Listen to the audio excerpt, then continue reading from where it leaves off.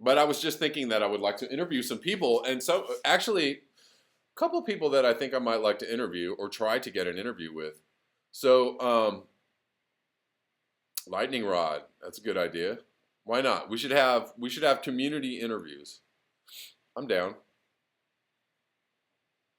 I'm down. Maybe let's make a game of it. Let's do like one a week.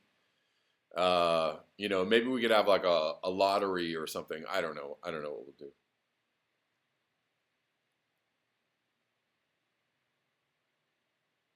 Yep. Global Weirding, Catherine Hayhoe.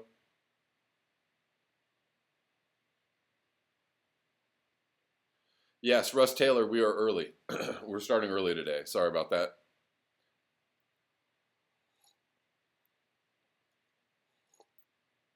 I have a my schedule is a little different today. So I only have until about 11 o'clock my time. So what I think some of the people I'd like to interview would be, and I've never interviewed Derek Jensen or Jeff Gibbs. I wonder if Jeff Gibbs would come on my show. But anyway, so there's a new uh, Jeff sent me this, not Jeff Gibbs. Uh, there's a new interview with Jeff Gibbs and Derek Jensen, and it's really good. I actually haven't finished it yet. This is almost as good, in some ways better than the movie Planet of the Humans, because they just get way deeper into the problem. Um, like the movie kind of outlines a problem, but they do some deep discussion in this. Anyways, I'm gonna play just a little bit of this, and Jeff Gibbs just really like gets to the point um, of the problem right here. But because we're able to use these mountains and oceans of fossil fuels to fight off the ill effects of the declining and dying planet, it creates this illusion that everything's going to be okay because it's okay for us. And there was even a movement in the about 8 or 9, 10 years ago called LOHAS. I don't know if you heard of that. It was out in California. Lifestyles of Health and Sustainability. And at first it sounded good, just like, yes, you can have an organic hemp handbag, and you can we're going to have organic, eco fashion models, and we're going to have and it didn't take me long to realize, oh my God, here's what they're trying to do. They're trying to conflate what's good for us in this consumptive culture with what's good for the planet. And I mean that really just gets to the point. That was funny.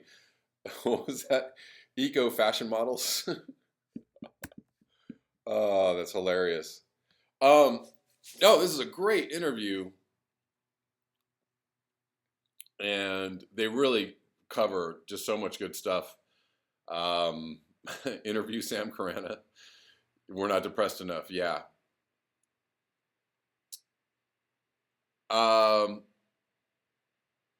yeah. No, I mean, so he just, he's saying, he's basically summing up the fact that we think everything is okay for us because we still because everything is still, quote unquote normal. So, Hatsutaki, yeah, don't say it. Yeah, because, and he also says this is very, very important. Very important. He says, nature dies first and then we die. And nature is already in a massive extinction. We're already going under, going under, and we're going under. We're already undergoing the seventh mass extinction, but we're not going extinct yet. It's all the other animals. It's all the rest of nature. The rest of the environment is going extinct right now, and eventually, we're gonna look around. We're gonna go, uh-oh, because there's gonna be no more nature left, or not enough nature to keep us alive. And that will be that, and then we will go extinct, and it's very tough to hear. I know that's a very bitter pill for a lot of people to swallow. Um, and, you know, there are still some people, and then those people would include me, that would like to hope that there's a way that we could stop the onslaught of what we're doing to nature. Um, and one of the best ways to do that would be to stop the onslaught of what we're doing to nature, which is going under. Yes, that is a great T-shirt. Undergoing, going under. Excellent. I love that.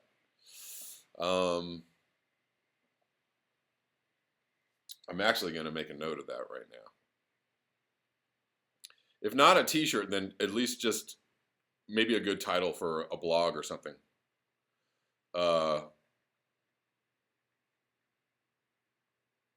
You know what I'm saying? Know what I'm saying?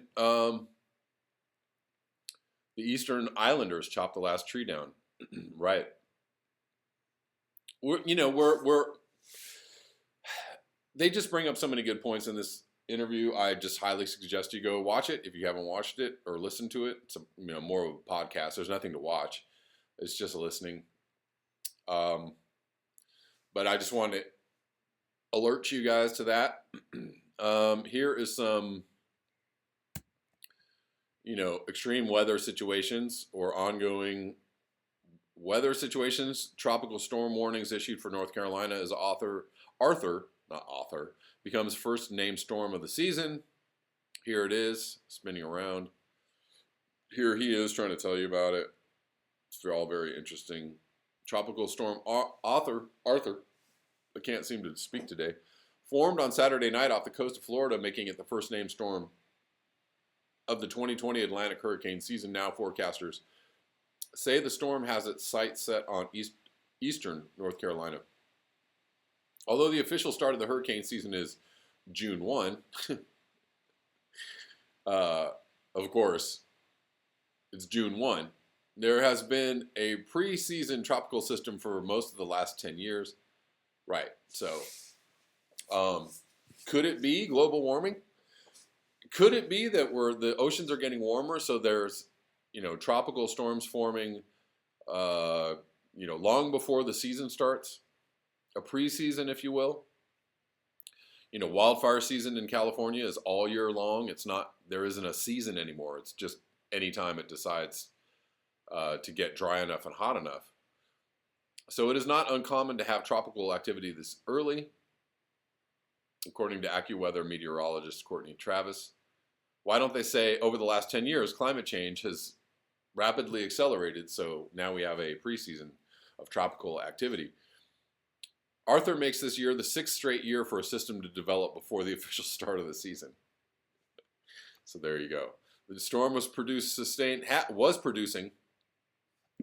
sustained winds of 40 miles per hour and tracking off the southeast coast early Sunday morning. As of 11 a.m. Eastern Time, Arthur strengthened to 45 miles per hour and will pass near North Carolina's Outer Banks on Monday with rain and gusty winds. Tropical storm warning was issued for parts of the North Carolina coast by the National Weather Service shortly after the Outer Banks beaches were reopened to visitors on Saturday. Hey, oh no, go home. Cars lined up on the mainland side of the bridge, waiting to cross over to the islands right at 12:01 a.m. on Saturday morning. Whoopsie. The tropical storm, Mother Nature is like, no. Mother Nature is serious right now. Mother Nature is like, no, go back home. I told y'all. Are expected somewhere within the warning area. Within the warning area within 36 hours, the warning encompasses Duck, Southern Shores, Kitty Hawk, Kill Devil Hills, Nags Head, Manteo, Wanchesee, Hatteras Island, Mainland Dare, Mainland Hyde, Ocracoke Island, as well as Beaufort, Coastal Onslow, Carteret, Pamlico, Southern Craven, Terrell, and Washington counties, where forecasters say tropical storm conditions are possible within the next 48 hours.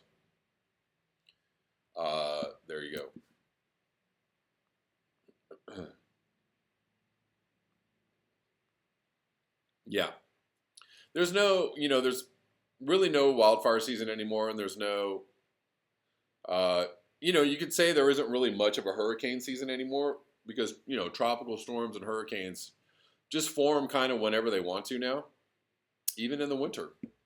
Um, didn't we have tropical storms going towards the British Isles like over the winter? Didn't that happen? Didn't we have a tropical storm forming in the Mediterranean? I believe like it was very, very late winter. Am I mistaken? Seasons are just not what they used to be. Roll and switch, yes. Yeah, seasons aren't necessarily seasons anymore. We have flowers blooming, buds blooming, insects chirping, insects, buzzing and birds chirping. In the middle of winter, we have winter storms in the middle of May. Uh, it's all over the place. Uh,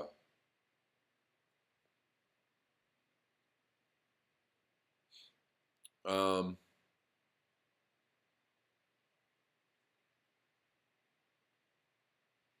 Hold on one second.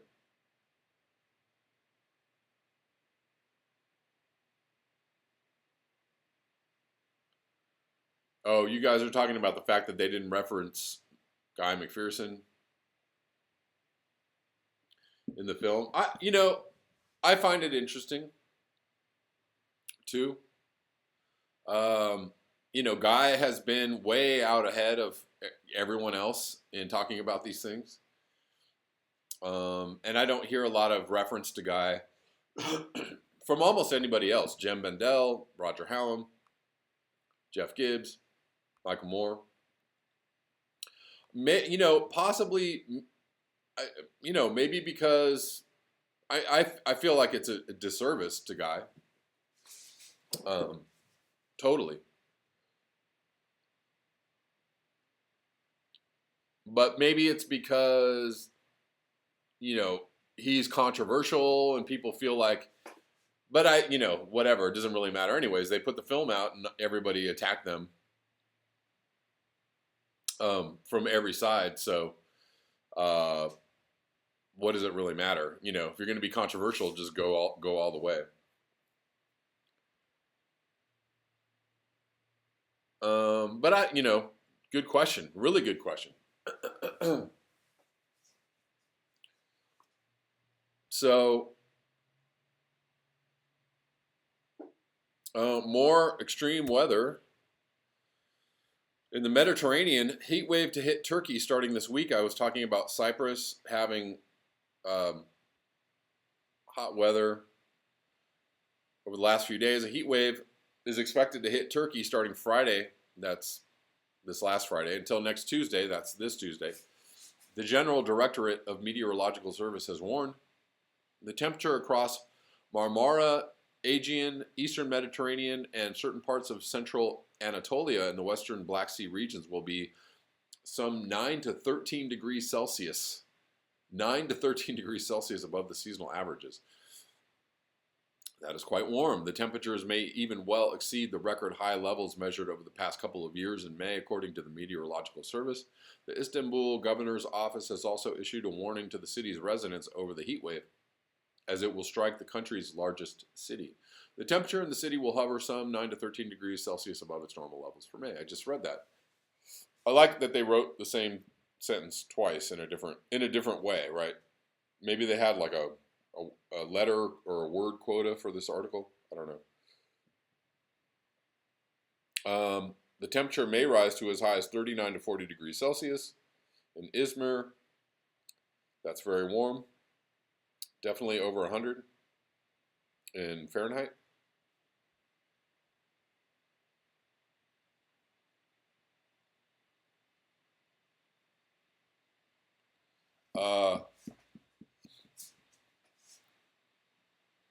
They mentioned something about the coronavirus. The belief that the sun is shining and the virus is less effective is not correct. No, that's actually incorrect. It's actually true that UV has an effect on the virus. It absolutely does. So, whatever. Conflicting information. I love it. You gotta love it.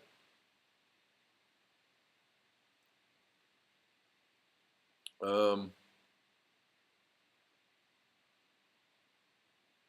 William Moy, how you doing? Welcome back.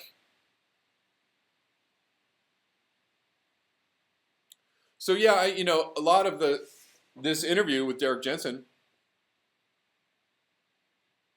Is Derek Jensen upset about not being in the film? No, that's true. Very good observation, Gene. I mean, it is what it is. They made a movie. Everybody. So you could fault people for not citing Guy McPherson. You could also say that everybody is kind of just presenting information as if, you're authoritative. And if you're trying to present information as if you're authoritative, you're kind of presenting it as if like you did the research and here here it is, I'm presenting the information. Kind of everybody does that. So maybe we'll give everybody a pass, but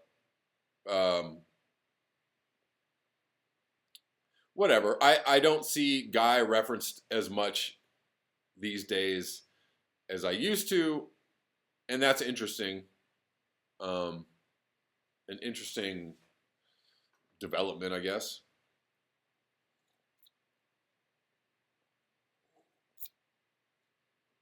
But whatever. It is what it is. I'm just glad that, somebody out there.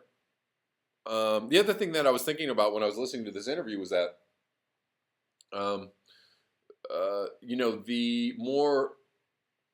the more abrupt climate change awareness or narrative is not a very popular subject, and that's why Guy McPherson is why he gets so much heat, and why he's such a controversial figure is because when you present this kind of information, people are like, "No, I don't want to hear it." Right? So,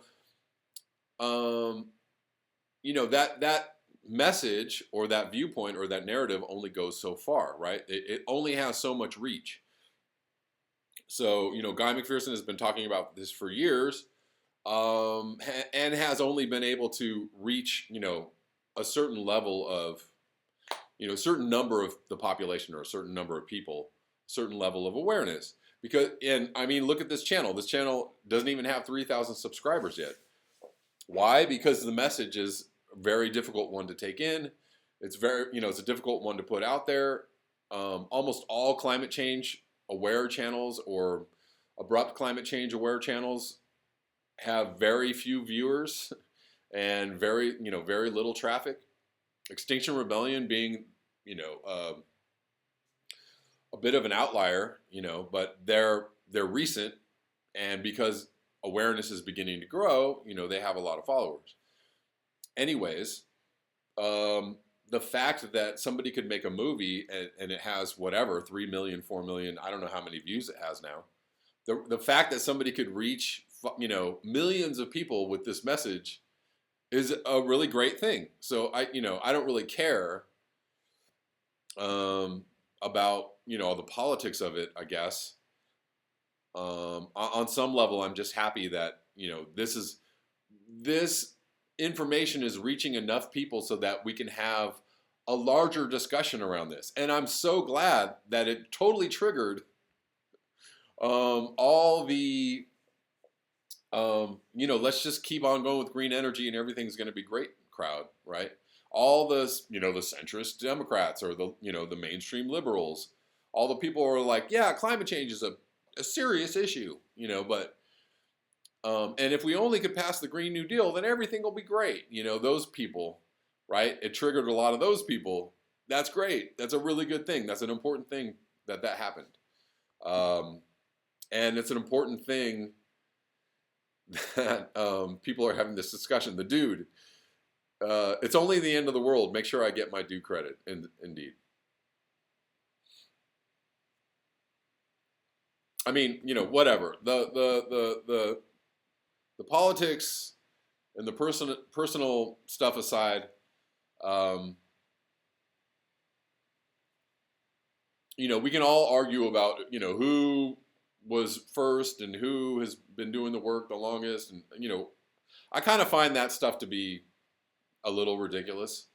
I mean, I'm certainly not the first, and I'm, probably later to the scene than many. Um, but it doesn't really matter because it's about the message and it's about awareness and it's about kind of just continuing to do the work. No representation. I became aware of Black Bear News because of the Guy interview you had. Yeah, and I've interviewed Guy several times, and I would love to interview Guy again. I probably will. I probably will try to. Because I think he's an important person to listen to. And he has been doing this work for a long time, and a lot of people would not be aware of this information if it wasn't for Guy McPherson. That's just, that's just reality.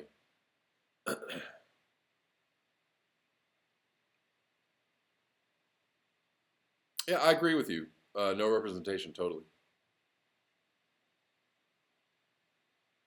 Totally. Let's move on. There's more climate change news. Climate change contributes to the widespread declines among bumblebees across continents. So this is not new news. This is a study or a paper published in Science from February 7th, 2020.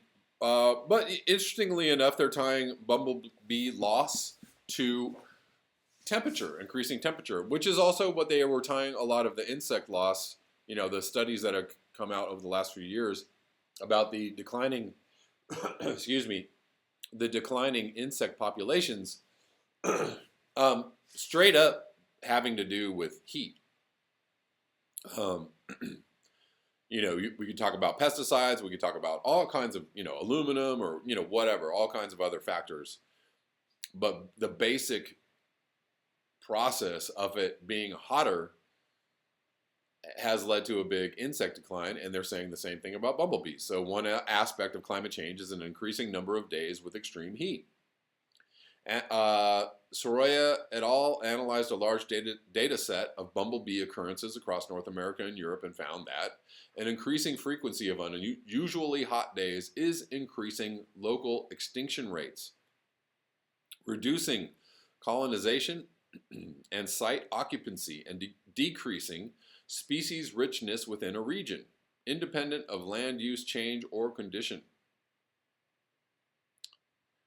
So there you go. As average temperatures continue to rise, bumblebees may be faced with an untenable increase in frequency of extreme temperatures.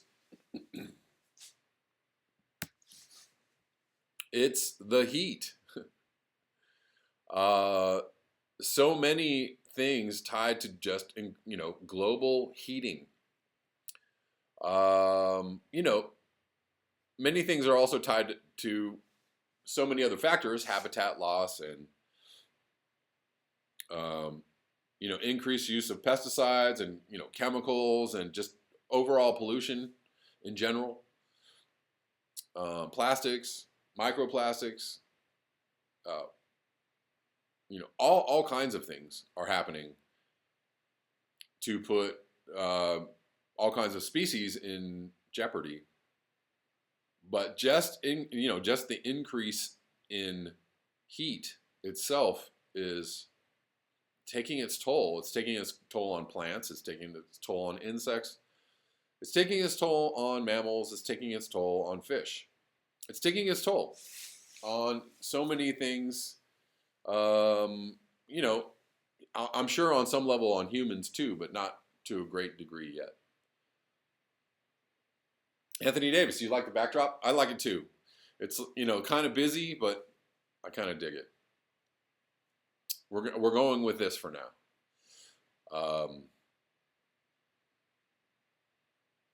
G. Demarest asks, can an industrial civilization find a solution to industrial civilization? That's a great question.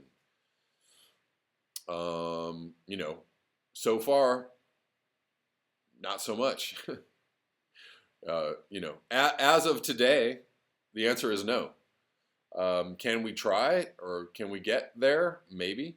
I'm all for it. I'm all for the attempt. I'm all for trying.